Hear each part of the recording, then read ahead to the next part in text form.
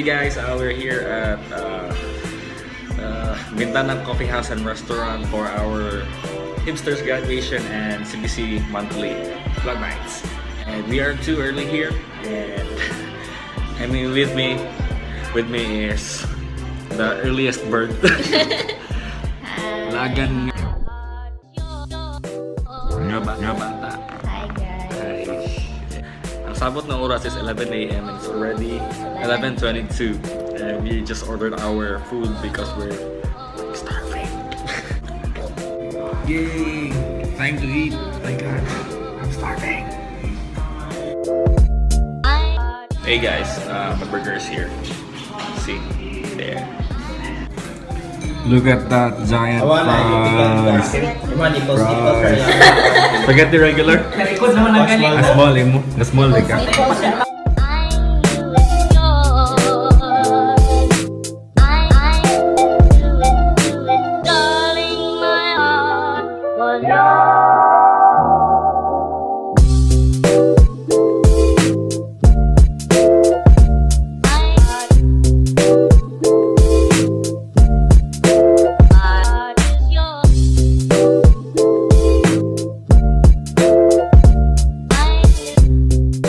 If you ever wonder what it's like when vloggers meet, dala.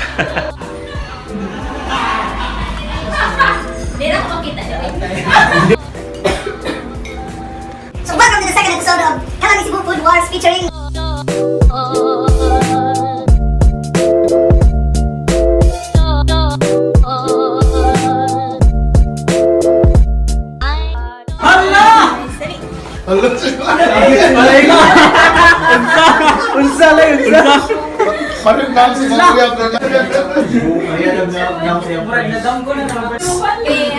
Okay.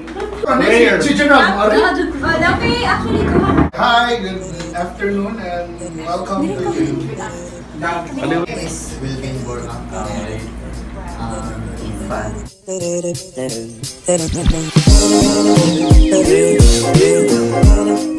iya to, ikaw ang sulain na masikat lang.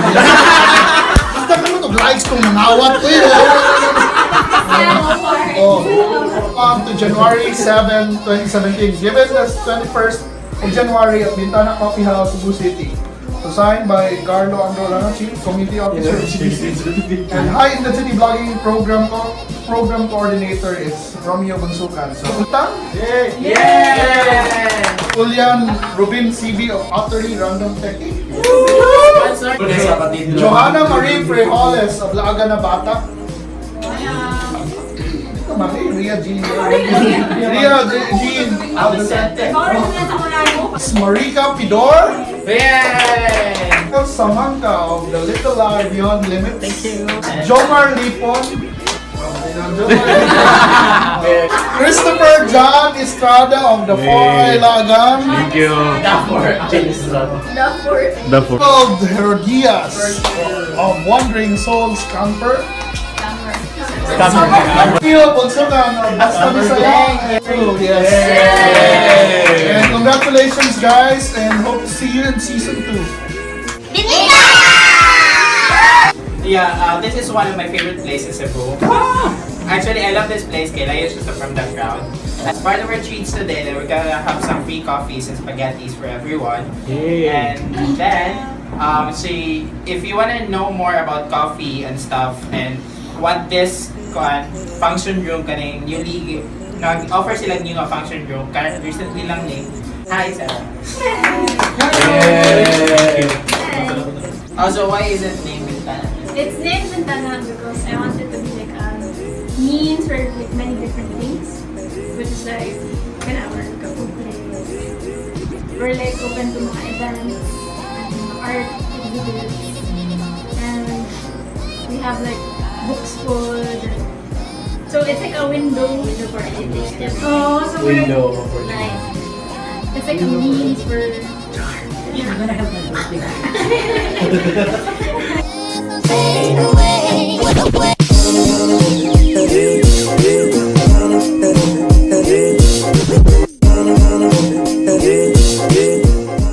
Hey guys, we invite you to come here in Bintana and try out their foods and their coffees.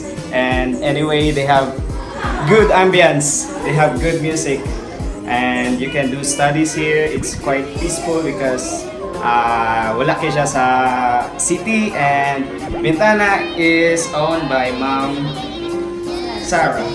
Oh, there she goes. Come! Yeah, come here. Come!